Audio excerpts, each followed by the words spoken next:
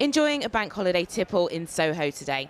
Lots of people making the most of the dry weather, while a quiet storm rages between scientists and politicians yet again on whether the further releasing of restrictions should happen in a few weeks' time.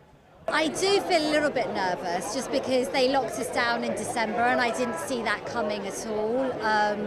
But I don't think they will, just because I feel like everyone's had enough now and people are being sensible. Just hoping that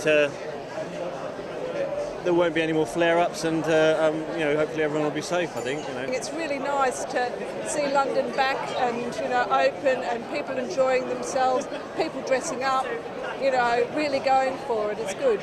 Just a reminder of what would change on the 21st of June in England. No more social distancing. There would be no restrictions on how many people you can meet inside or out.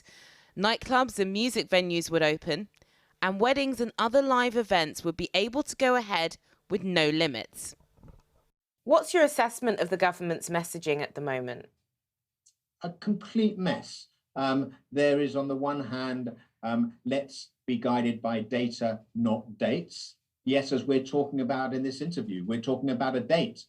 From their point of view, they would say the vaccination program's going well, hospitalizations aren't as high as they were before, and at some point you've just got to let the public get on with it because we're going to have to live with it. What would you say to that?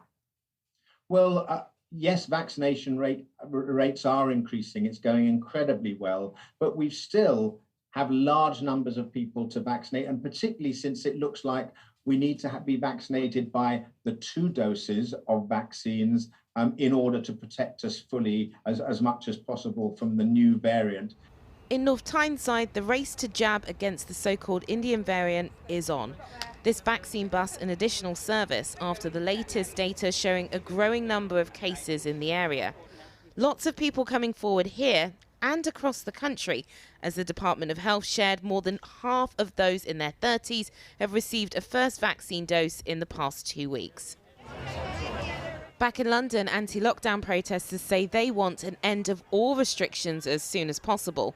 While that won't happen, the government looks like they're still on course for the 21st of June. But once again, some in the scientific community are calling for the brakes to be put on, especially when case numbers seem to be growing. Well, I'm joined now by Professor Christina Paga, who's Director of the Clinical Operational Research Unit at University College London. Professor Paga, welcome to the programme. You are one of those who is expressing growing concern about unlocking too soon. Tell me very clearly why. Because, mainly because of the SAGE modelling and the SAGE minutes from earlier this month, which showed that if there was a new variant that was 40 to 50% more transmissible than the Kent variant, then we were in for potentially a surge that was as bad as in January. And that's with assuming exactly the same efficacy of vaccine and assuming really high vaccine uptake.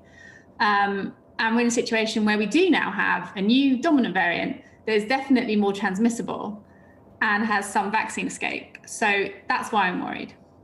Can you understand, though, that there will be people who say this feels endless, we will always have a new variant. At some point, we have to make a decision that this is a disease we're now living with. Do you have any sympathy for that perspective? I do have a sympathy with it, but does living with it mean going back to living with an NHS that was overwhelmed like it was in January, when actually we couldn't do normal care?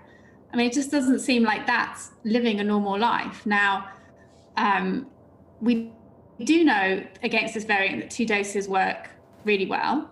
We're not that far off getting to a situation where most of our population has 2 doses. We're not quite there yet. We've seen in countries like Chile, the Seychelles, the Maldives, who all have similar rates of vaccination to us, they're all going through surges.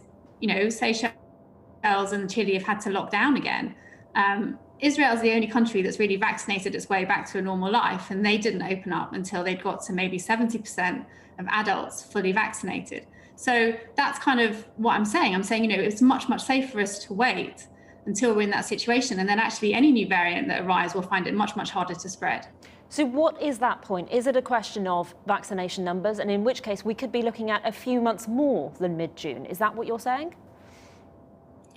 Yeah, I think so. I mean, I think for me, it would be something along the lines of 70% double vaccinated. Obviously, it all depends on the new evidence that we're finding out about this variant all the time and our vaccine doses. So we know that we've accelerated rollout of the second dose, which is the right thing to do. What I don't know is what the supply looks like for the government. So I have no idea how feasible it is to accelerate overall vaccinations, say, so that we could finish by mid-August. I mean, I don't know. Can I just ask you about children? Because we've seen in the US, they have started to vaccinate children. I think similar is happening in Germany. Is that something we should be doing in the UK?